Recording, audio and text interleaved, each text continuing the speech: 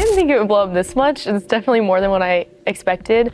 I expected, some people to hear about it and help me with it, but it's more than I thought for sure. I think a lot of people are assuming that I meant that transgender people are demonic, and that's not what I meant at all. That's definitely not what I meant.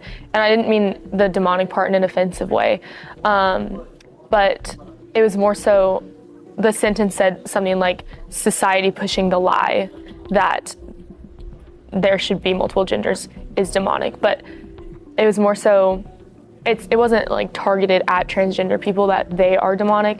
I haven't had too many interactions or anything on campus yet.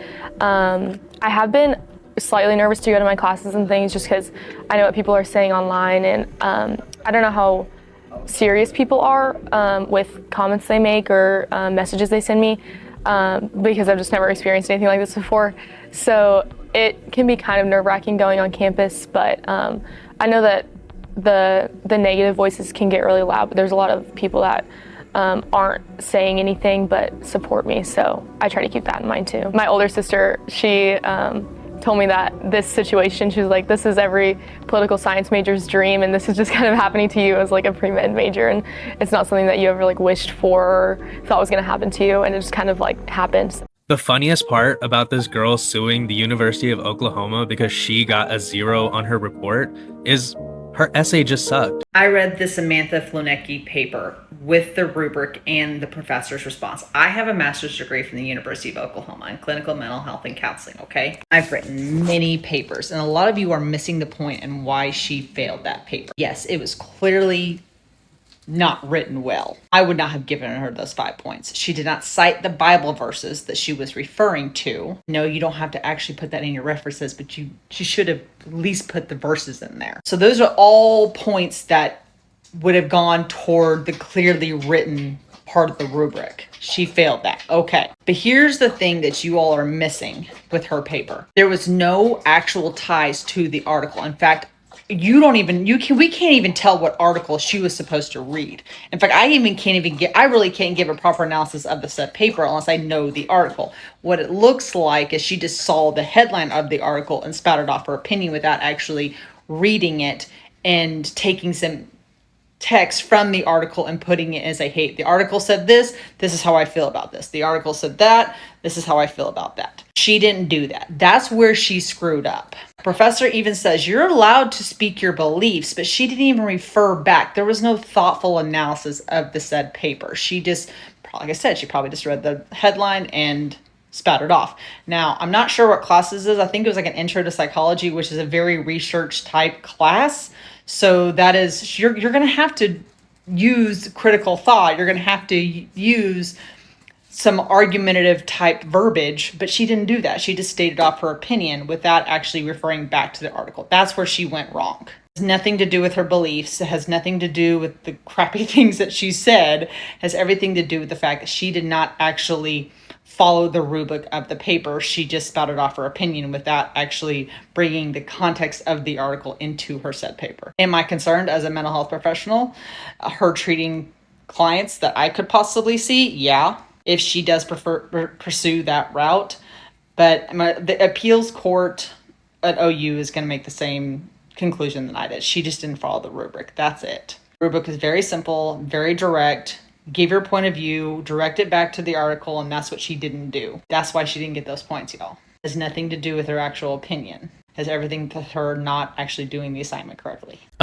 Guys, today we have a serious topic, and we're gonna discuss about Samantha Fulnecky, or is it Fulnecky? Her surname is really that difficult, but hey, her essay is not that difficult to crack because, it depends on how you take it, because sometimes it can be difficult to understand what she wrote or what she discussed in that essay, but some might find it so easy because it looks like someone who was in a grade class, like maybe 5th grade, 6th grade or something, because that essay did not make sense. It did not go in line with the topic of what the professor wanted the people to write. It was so much opinionated. It's like this person had a right answer for the wrong question. Do I think the professor's wrong? Absolutely. Hear me out. The professor's wrong giving her a 0. I think she would have been given at least a 1, 2, 3, or a 5 just to appreciate that at least it's not a sloppy AI that wrote that essay. At least we know that it was written by a human. One Samantha Fulnecky. She has gotten the attention that she needed because now she's going mainstream. And the school also messed up because I think I've heard that she has been fired, which is absolutely wrong because they're now opening a Pandora's box. This is going to be a reference or a precedent to so many cases of students disputing results that they are being given by the teachers, educators, instructors, tutors, or their professors. This is not what education should be. I think people should just at least receive their grades, see where they went wrong, and try to improve on that, other than threatening to sue the school, pressuring the school to actually terminate or put a professor or a teacher under unpaid leave or being terminated or being fired in the right sense to say. But hey guys, before I even get deeper into this matter, I want to urge you to listen to more opinions and listen to how several people do think about this whole issue. So I'm gonna urge you to stick around and let's go.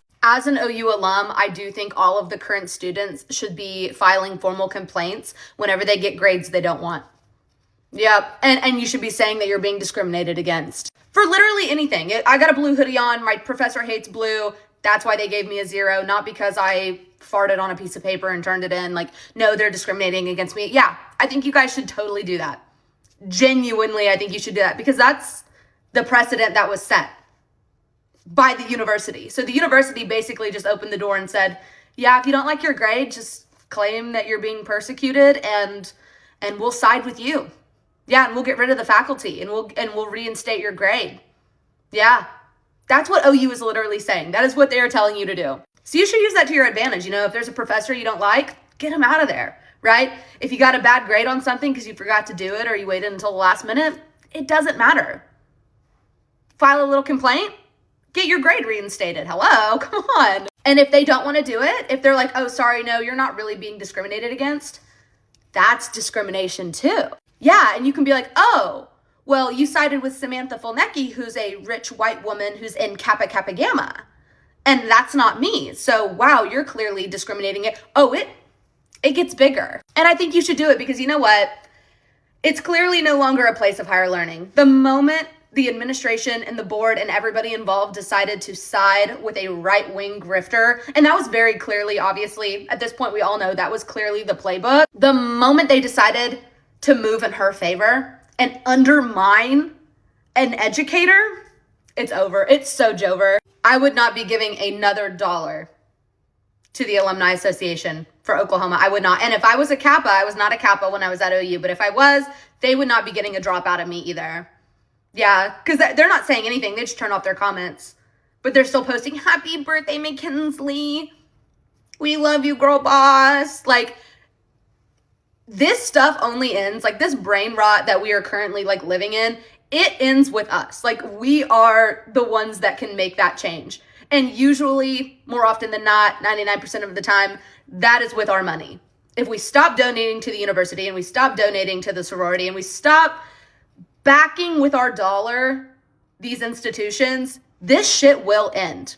Promise. Trust and believe. Wow, students across Oklahoma University are protesting in unison against the unjust firing of their professor who failed Samantha Fulnecky on her essay. Take a look at this.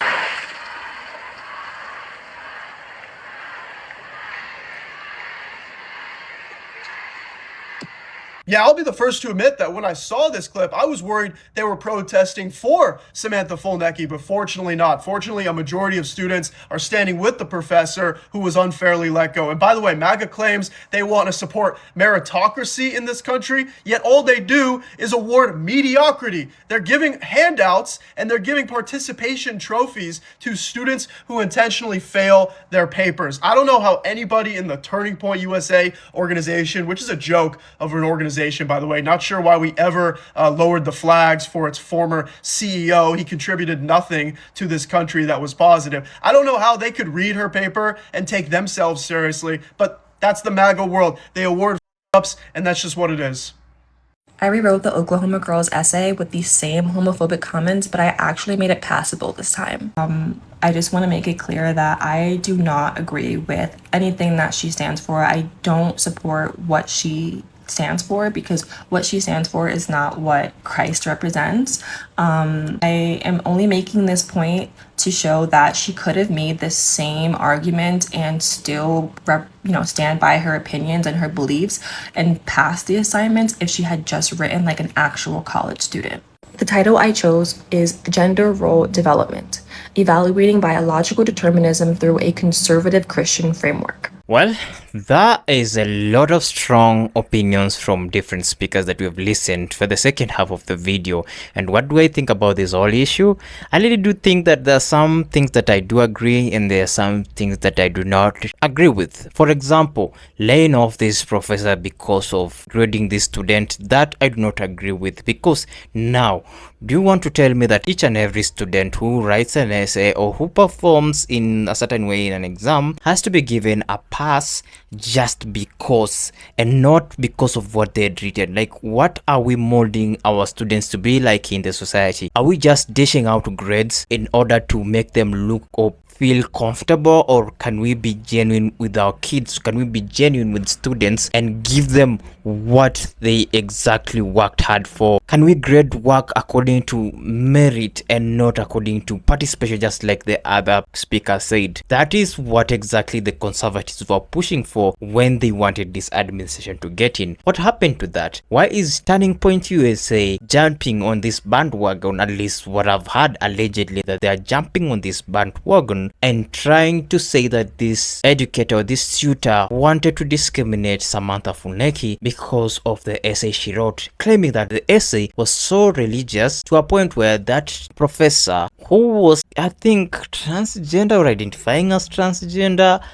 these are two conflicting things, and maybe she discriminated based on that. But this is where we get it wrong. Why are we assuming everything that happens in the classroom is actually political? And if it's political, why do we enable that? These are the questions that we need to ask ourselves as a society. Are we moving forward in terms of our education or not? Recently, I heard what the Secretary for Education was talking about, and she seems like one woman who doesn't understand her field so well. Starting this year, I remember Elon Musk and his team, what was it called? Doge? They were trying to get rid of the Department of Education. I think they somehow succeeded because they really crushed the important or the pillars of that department, and right now it has left to be a joke. The education of our young ones seems to be jeopardized because there's a lot of politics, and I'm not sure how much of the learning experience our learners are getting, or our students or our kids are getting. Rather, it seems like they're being fed brain rot from social media. Teachers are becoming increasingly turned off. They don't want to teach anymore. People don't want to have that profession of teaching. They're no longer interested because of things like this. If you grade a student badly, they are under obligation to somehow sue you or somehow call you out on social media, and the mainstream media take it like a full story, when in reality, when you go and read that essay, it was not even that long. I think it was 2 pages, right? And it was not even single space, mark you, it was double space, 2 pages. And the crap that this lady wrote in that essay, oh my god. Like the speakers have said, at least if she was going to write something about religion, she would have backed it with reference from the Bible or some religious sources. Remember, when students write essay or do their assignments, they have always been encouraged to cite their sources in order to avoid things like plagiarism, in order to support their arguments. Well, answering essays with your opinions is actually valid, but if your opinions are answering questions that were not asked, then that is not valid. Giving a 0 might not be the right thing that the professor did, but at least she was straightforward. She at least gave her remarks, and the student did not take it well. I think students should also sit down and reflect on some of the remarks that the professors do make, and see if it at least they can work work on that, maybe write an alternative essay and give it as a form of correction at least. When some people say that education is not competition, I beg to differ, because sometimes it is. If you do not work hard, if you do not attend classes, if you do not read and understand the question that you have been asking in an exam setting, then how are you going to make logical decisions in this world? How are you going to think rationally when you cannot digest in quotes the question and answer it correctly? Many people in the conservative side actually do agree that this lady, despite her having a point about this whole homophobic thing and pushing the gender ideology, might be bad, but in this context I don't think the professor was wrong in grading her that way, and so do other conservatives. But hey guys, that's just my opinion and the opinion of people that are featured today. I don't know how you do think. Please let me know in the comment section down there below. If you do disagree, please do so in the comment section. Don't be shy, but I also encourage healthy debate, so be respectful in the comment section down there below. Also, don't forget to go and check the creators that are featured in this video today. Their usernames have been embedded in the stitch videos as always. Go onto their TikToks, follow their accounts, like their videos, and for this specific upload, make sure you smash a huge thumbs up button, consider subscribing, turn on post notifications so that you may not miss my next upload. And with that guys, let me meet you in the next one. Danny here, signing out. Peace.